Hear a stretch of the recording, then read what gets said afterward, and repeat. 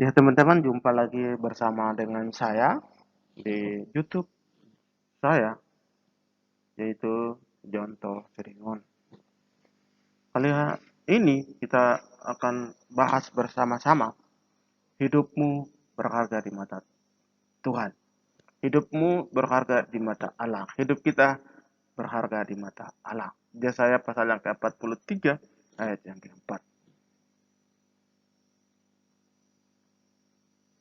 Oleh karena engkau berharga di mataku dan mulia dan aku ini mengasihi engkau, maka aku memberikan manusia sebagai gantimu dan bangsa-bangsa sebagai ganti nyawamu.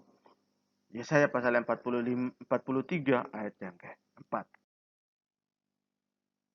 Apa yang paling berharga dalam hidup kita di hadapan Allah?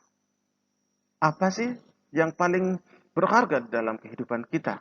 Harta, kekayaan, jabatan, itu yang paling berharga di hadapan atau kehidupan kita sebagai manusia?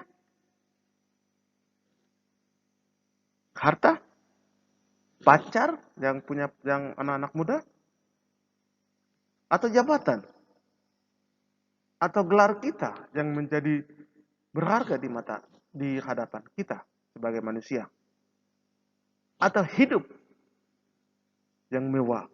Apa yang membuat kita tidak berharga di mata Allah? Keinginan. Galatia pasal yang ke-5 ayat yang ke-19 sampai dengan ayat yang ke-21. Pengaruh orang lain atau lingkungan kita, maka kita tidak bisa berharga di mata Allah. 1 Korintus pasal yang ke-15 ayat yang ke-33. Mengapa kita berharga di mata Allah? Yang pertama adalah pengorbanan Kristus bagi kita. Kita adalah manusia yang diciptakan Allah. Maka Tuhan Yesus mengorbankan dirinya demi kita. Tuhan Yesus telah mengosongkan dirinya dan datang ke dalam dunia. Mazmur pasal 139 ayat yang ke-13. Zakaria pasal yang ke-22 ayat yang ke-8. Yohanes pasal 3 ayat 16. Karena begitu besar kasih Allah akan dunia ini. Kasihnya itu sangat besar. Dan Yesaya pasal 53 ayat yang ke-3 sampai dengan ayat yang ke-8. Kapan kita dikatakan berharga? Roma 12 ayat 1 sampai dengan ayat yang kedua. Kita ini adalah berharga. Kita ini adalah rumah bait Roh Kudus yang diam di dalam kehidupan kita sebagai manusia. Yeremia pasal 17 ayat yang ke-7 sampai dengan ayat yang ke-8. Dan Matius pasal 22 ayat yang ke-37 sampai dengan 39.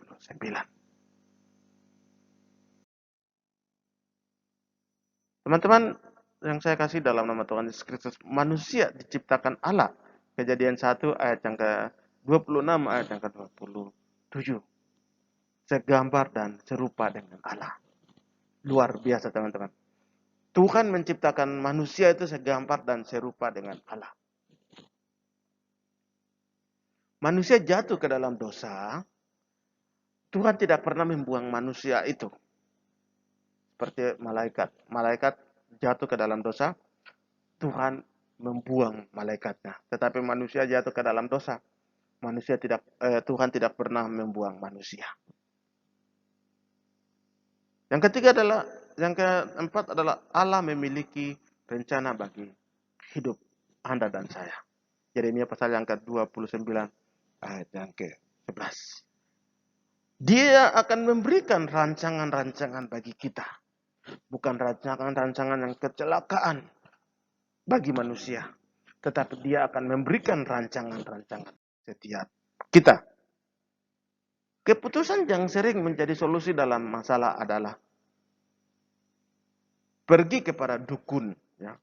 Kita kalau ada masalah, kita kalau ada sakit penyakit, Ketika kita ada masalah yang paling kita nggak bisa selesaikan gitu ya, kita lari kepada dukun. Yeremia pasal 17 ayat yang ke-5.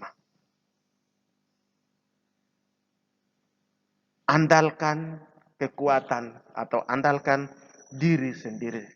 Yeremia pasal 17 ayat yang ke-5. Yang berikutnya adalah tinggalkan persekutuan yang ada. Yeremia pasal 17 ayat yang ke-5.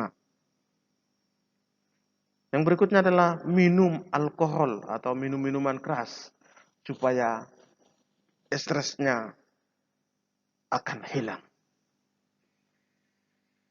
Yang berikutnya adalah narkotika. Orang hidup dalam narkotika. Langsung ada masalah, bukan selesaikan bersama dengan Tuhan, tetapi mereka mencari narkotika. Diskotik.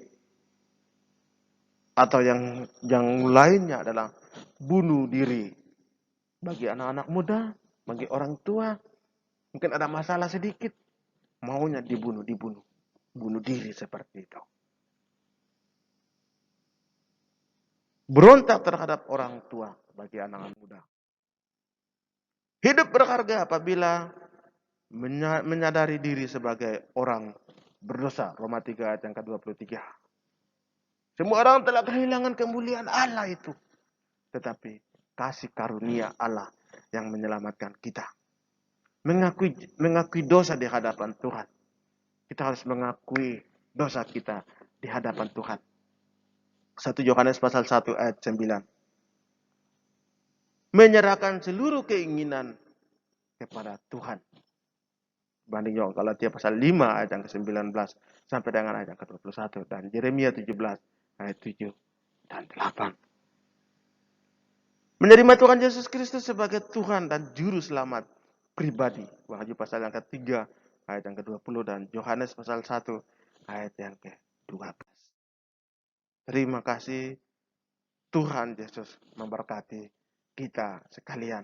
Dan tetap semangat dan tetap mengandalkan Tuhan.